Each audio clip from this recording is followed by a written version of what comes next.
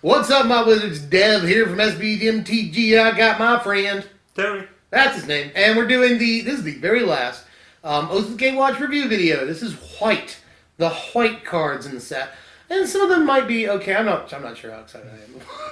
But we'll see. We'll talk about it. Let's go ahead and kick it off. This first card is General Tazri, and she has got a lot of commander players like super stoked. Super stoked. But, yeah, she has a 5-color identity. So she's playable in Commander all day in the 5-color allies deck. Gotcha. Is she, like, standard playable? I mean, I don't think so. I don't really either. I don't think so. You know, she's definitely the best 5-mana ally. I haven't liked any of those so far. Yeah. There isn't a 5-color ally deck in Standard. Well, not that I see. Yeah, or at least there's no reason to build one. Yeah, like what I think you do is you build Mardu allies, and then you just like also have green and blue sources in your mana base, and like maybe this is good because I feel like if you activate her second ability one time, then that's great. Like in a Mardu deck, you could feasibly give everything like what +3/+3. Yeah, so that's good. And, you know, tutoring an ally is probably okay, especially considering the ally you tutor is going to have an enter the battlefield trigger. You know, this triggers enter the battlefield, you know, things on other allies. So, you know, the synergy is high. I'm just not sure we'll play it. Allies always has the sheen of a casual deck. Yeah. And I'm just not sure how competitive the deck is. I have been brewing black-white allies. That deck right now looks very, very good, actually. But not. I think there's like 8 open slots in it, and that's probably a bad sign, you know. So we'll have to see. Who is this fine young lady here? Linvala the Preserver, and she's awesome in limited. Oh yeah, limited is straight dumb. Bomb. In Standard, honestly, I want to like this card. I really do, but. I don't think it's going to happen until like after rotation or something. Yeah, maybe we'll have to wait on rotation. Just you know, I've already said I think the format slows down post rotation even more. Format's already slowed by a turn, and Atarka Aggro is like the only really fast deck. Yeah. So, and that deck's DOA in like 3 months. But Linvala, I will say. There are definitely plenty of times where you can get 8 power off of this, all of which flies. Definitely. Because, like, I think we're moving towards, especially after rotation, and this is a whole thing here, it's speculation. Like, decks want to go wide, you know, right now. And we'll lose some stuff, you know, we will lose some stuff for that strategy. But I think the token decks are still going to be around just because Gideon's a thing, you know, we have Oath of Gideon and all that. Those things are going to be around forever. But we're also moving towards, a lot of decks they don't really play that many creatures. Yeah. You know, even some of the aggro decks now, since they have so many spells in them, they'll play like 14 creatures. Yeah. You know? So, I think it'd be easy to set up a situation where you get a free 3/3 out of this. And also, if they have more life than you, it's always good. If they have more life than you, the card is always good. Yeah. So, maybe. I've come a long way, because doing the spoiler videos, like, this card's probably bad. Yeah. But the more I think about it, it's not terrible, man. It's not terrible. I think it's an interesting reanimation target. In Standard, specifically. 2 enter the battlefield abilities. Yeah. And we're going to come up on a creature here that can flicker. So, keep that in mind. What's this card? Or wait, it's me, I think. Maybe. Yeah. Yep. This is Oath of Gideon. And it's good. Okay. That's all. I mean, seriously, I've got things to say, but like, how do you feel? It's nice that it is a 3-mana token generator. Yeah. Generates 2. Those are generally good. Yeah, I just like that about it. Yeah, like it's no lingering souls, but it's okay. Yeah. Yeah. And then it's got some icing being able to boost your planeswalkers. So it has a lot of synergy with Gideon. Like again, yeah, an oath that has so much synergy with its walker. Like, come in, ultimate him right away, he survives. Yep. You have 2 2/2s right there. You can start just zero, or you can just zero him and have like a 2/1/1s and a 2/2. A 2/2, yeah. I mean, get your tokens going. You know?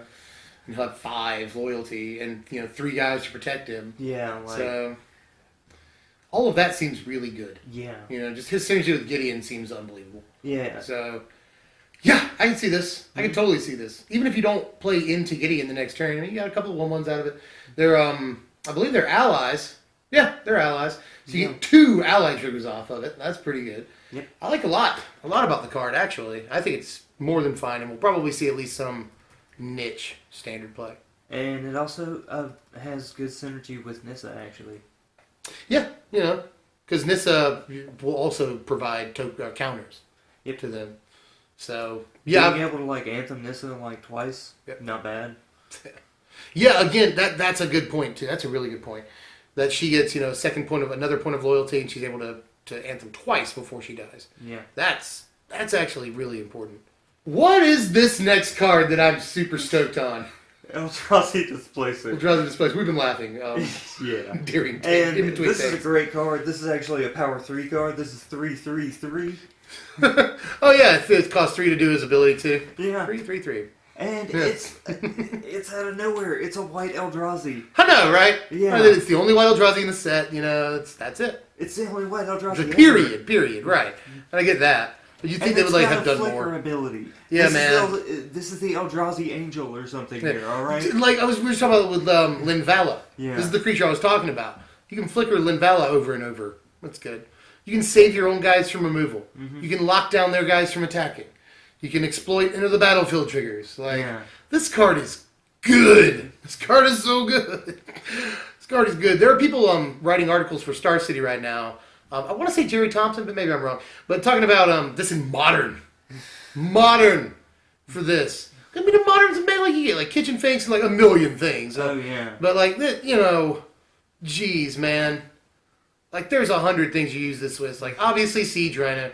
There's the stupid budget infinite combo with it. Mm-hmm. It's Zulaport Cutthroat and a Brood Monitor. Yeah. And you just go all day with that. This card is so awesome.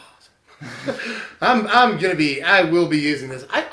What's crazy too is I'm not 100% that it sees all the standard play. But I am excited about it. On a personal level. Dude, the 4 mana wannabe Vendilion click. Yeah, Thought Not Seer. Yeah. That's what everyone's talking about with this too. Uh-huh. Yeah. You just do it over and over. Mm-hmm. Exile their entire hand. Or you can draw cards. Yeah. So, no, you can't. No. Sorry. But you just basically exile all the amazing stuff in their hand. Yeah. You can, do it during their draw step. Yeah. Because that's not even, there's no sorcery clause on that. Yeah. Everything about this card is dumb. So, it's so pushed. Yep. This card is very pushed. And I'm probably more excited about it than any other white card. Yeah. Yeah, definitely. That's my number 1. Exactly. So, that card is why I'm excited about white. Yeah, seriously. That's all we need, honestly. Yes to the flavor fail. Yes. This is what?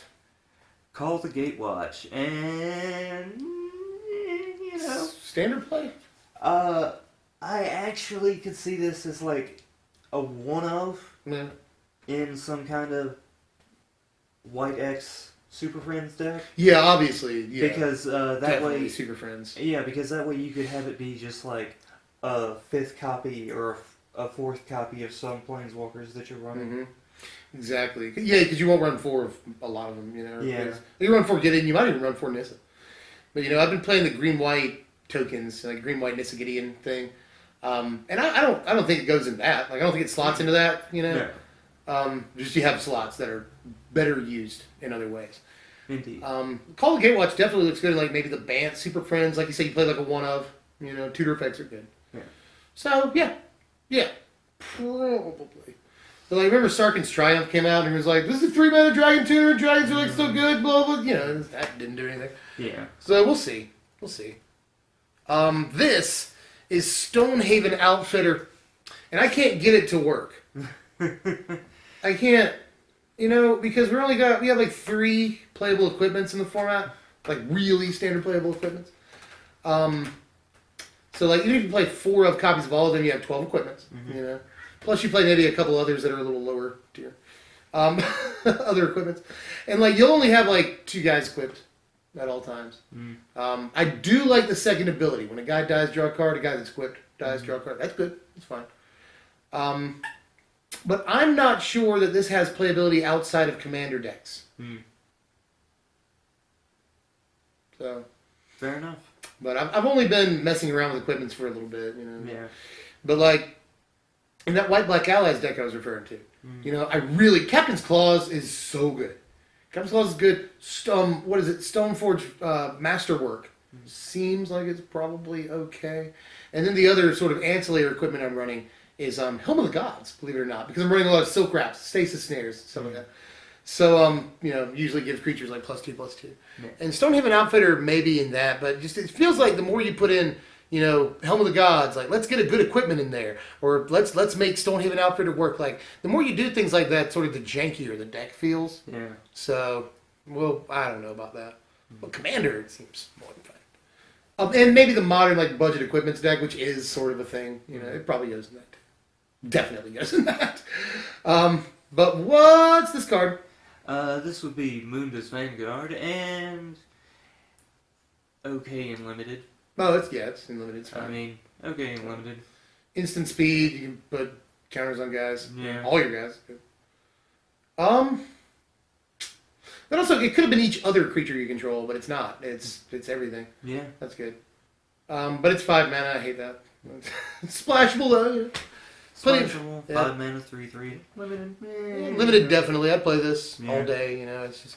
It sucks that it's taking up. Isn't that a rare slot? It is a rare slot. Oh. I mean, it has to be rare. Again, it'd just be so busted if it weren't in limited. But it's just not like. Again, another 5 mana ally that is not going to touch standard at all. Yeah. So, yeah. This is Iona's Blessing. And again, I mean, a card that does a lot of things but won't see standard play. I just, you know, creature auras and stuff aren't usually, they have to be very, very good to see, you know, play. And this costs too much. Way too much. You know. So, maybe in limited, but even in limited, I don't necessarily like auras because you're just going to get 2 for 1, you know. So it's hard to recommend this. It is. It is. So there's that. Yeah. There's that. It's splashable. Creature gets pretty big when you put it on. I mean, I see cases for it, but what is this card? This be Make a Stand, and this is fine. This is actually not bad. Yep. I don't mind it either. What I want is Brave the Elements. But Make a Stand's okay. The thing with Make a Stand is that it doesn't really achieve the desired effect in this standard because we have Languish. Yeah. And Flaying Tendrils will be a card. And Grasp of Darkness is a card. So all of these things that like Indestructible doesn't work against. So as far as like, 3 mana save all my guys, it's just not great. You know. I like that they get +1/+7. It's really good in combat situations. Yeah. In limited, you know. But I've heard a couple people ask if this is decent in standard aggro, and I don't think so. Only because of the meta. Fair enough.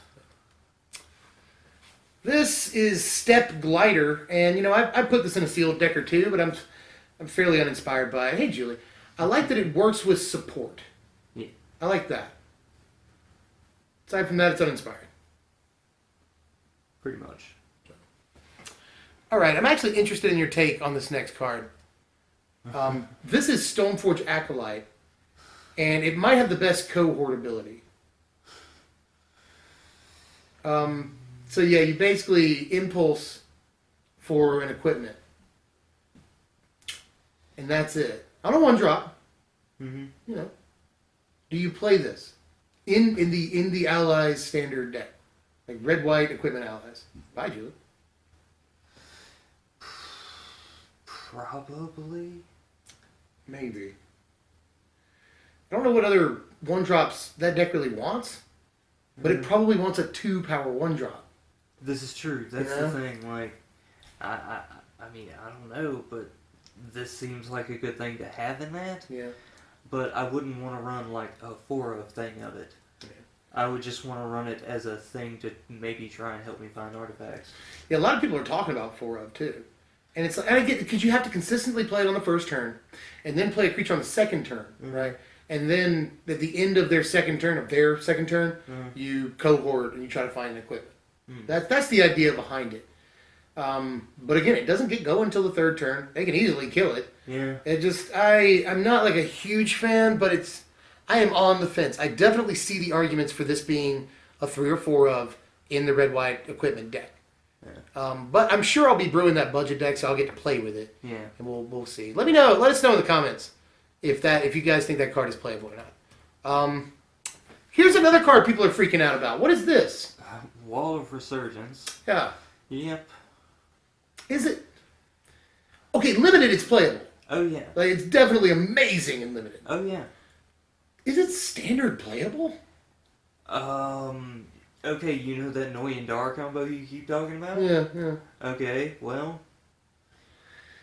But it's a creature, and you don't really want, like, too many creatures in that deck, because they ruin the combo flow. But it straight up makes a man land. Yeah, but, like, anytime you cast a guy, anytime you cast a spell, it makes a man land, you know? With annoying Dar out. Yeah, but this can start firing it off, like, a little earlier. Yeah. And like help you get to your annoying. Like, it's hard to get to your annoying sometimes. You have like a big blocker out there. People in limited always talk about like, oh, it's this many points of power for this many mana. Yeah. Like, this is 9 points of toughness for 3 mana. Yeah. Pretty good. You know. I like it. Think about it, if it were a 3 mana 3/3, yeah, that'd be good. And you're doing that. Sort of, you know. You have to spend a land, sort of. There's always the chance they'll kill the land, which I hate. Yeah. But at the same time, it does seem like a pretty bomb limited card. This is Relief Captain. Yet another, this is solid. This is very bread and butter limited. Support 3 is good. You could feasibly have already played 3 creatures by this point. I wish that she could put a target on herself. But she can't. It's each of up to 3 other target creatures. So you can't put a counter on her. That kind of sucks. But, it's probably good. 4 mana for 6 power, essentially. I'll play it.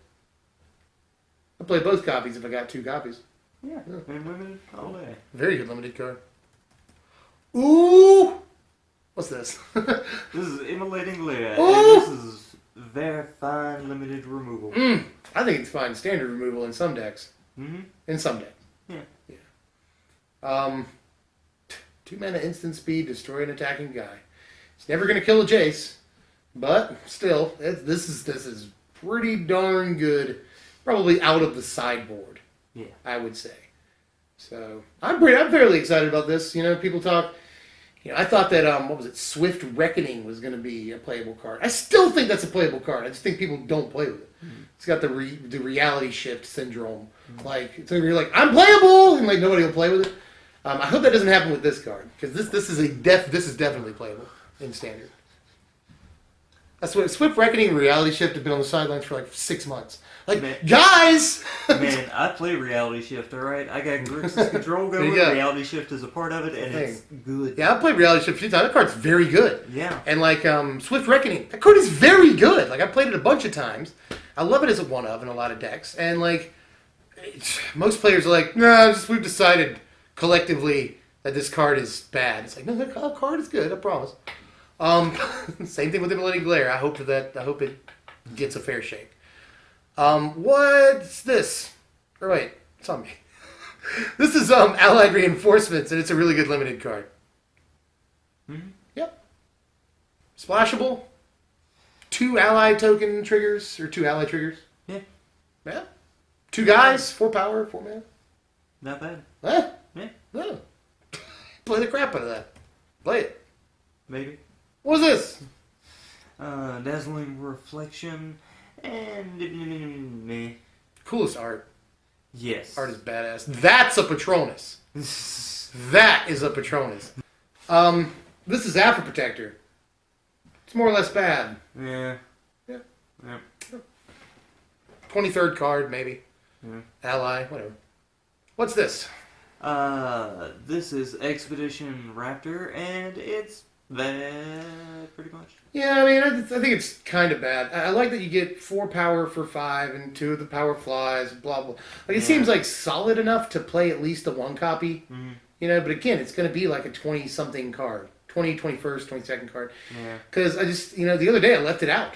of a deck that I was building in Sealed, just because like I hate that it's 2 power for 5 mana. I mean, I get that it's 4 power, I get that, but you get a 2/2 flyer for 5, then you just feel cheated. Mm. This is Isolation Zone, and it is a very playable limited common. Mm-hmm. Extremely, I love that it's common. Yeah, I love that. So, removal. Yep. Removal. Play that in limited. Probably no standard plays. We have like way better stuff. Like Quarantine Field is just straight up better. But this is fine. Alright, what is this? This is Core Scythe Master. And, I mean, it's not terrible in the like limited ally deck and whatnot, I like it in that. Yep. Solid 3-drop. Yeah. Nice 3/1. Has first strike as long as it's attacking. Attacking. Good deal. That's good. I mean, you want to be swinging in anyway. Yeah. So, yeah. I like that. This is Core Sky Climber. And same things I'll say about the last card I said about this, except for the first strike.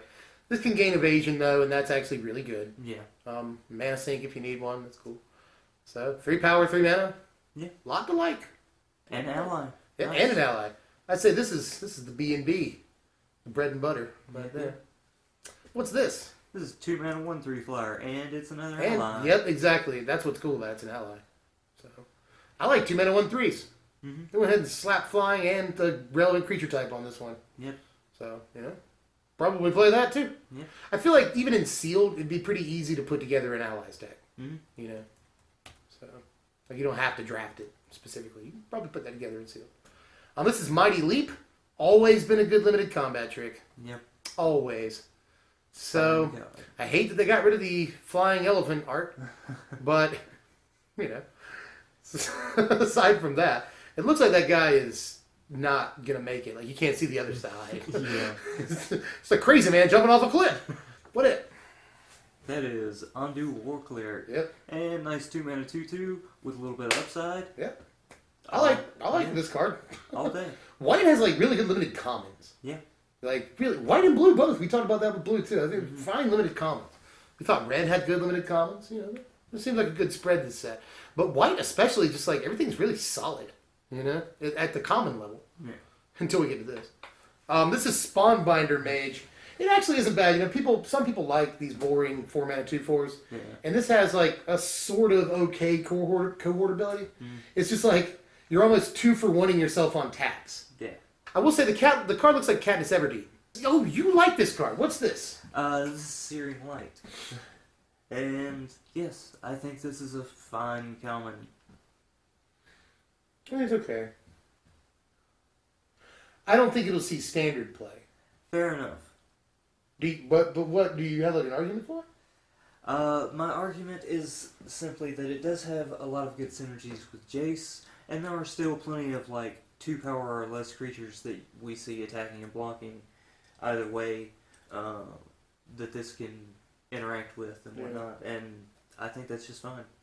There are interactions with Jace with this. Say kill Siege Rhino and Tassiger for 1 mana. If you have a Jace Planeswalker. Yeah, with Jace this is probably pretty good. Yeah. That's at least that's a decent argument for standard play actually, but they probably have better removal options, probably. But just 1 mana. Exactly, that's not bad. The closest thing we have to 1 mana removal that's any good in standard right now is Murderous Cut. Yeah, that's true. Well, Fiery Impulse. Yeah, Fiery Impulse. And I guess Wild Slash, but Fiery Impulse is seeing a lot more play now. Fiery Impulse, Murderous Cut. We have the option of Wild Slash, but we haven't been using that too much. No, we haven't. I'm a little sad about that. Yeah. But, I don't know, I can see it. Limited also enables Surge cheaply. Yeah. There's that. So, removal that enables Surge seems good. First couple of turns I can see this being okay. We've seen a lot of, 2/3s and stuff in the set, so not bad. Not bad. And the final white card of the set. This is Shoulder to Shoulder. And there's some dissension about whether or not this card is good. Not really amongst us, I don't think. But people do think this card's really good. And standard playable. I don't think that at all. The argument for standard playability people are using is that Hangerback Walker and Dim Protector, but mostly Hangerback Walker, exists in the format. Hardened Scales exists. That said, it's sorcery speed, it costs too much, and it's not effective enough compared to what you could be slotting in instead. Are all my arguments against it. So, like, if you're just playing, like, the Hangerback Walker deck, You have a million options. Yeah. And this is probably like pretty far down the list. I would rather just have Absent Charm. Yeah, right? Yeah. Absent for 3 mana and it's instant speed. Yeah. It's the same, CMC as this. It's just Absent Charm is like far better in every way than this is. So yeah, let's do that. Let's not play S-to-S. It's bad. Let's not go eat at the SNS. Yeah. So that's all the white cards. That's the entire set, as a matter of fact. We're freaking done with that. Which means that we can start brewing stuff up. Yep, that's going to be awesome. Hope you guys are into that. Budget decks and competitive decks both. Trying to predict this format, a couple of weeks before people start really being able to play with these cards. Yeah. Let us know what you guys want to see. We're really interested in that. If you guys want to see a specific deck or 2 or 3 or 4, let us know. We always do the top 10 or 15 upcoming decks too. Yeah. So, stay out on the lookout for all that. We'll do the top 10 cards in the set and all that. So if you're new, check out the channel, all that stuff. We'll see you guys later. I'm Dev from SVMTG. I'm Tony. And we will see you guys later, man. Thanks for watching all of these. If you stuck with us for like all 6 set reviews, you're freaking amazing. Yeah. Thank you. A lot. So we'll see you guys next time, man. Thanks for watching, my wizards.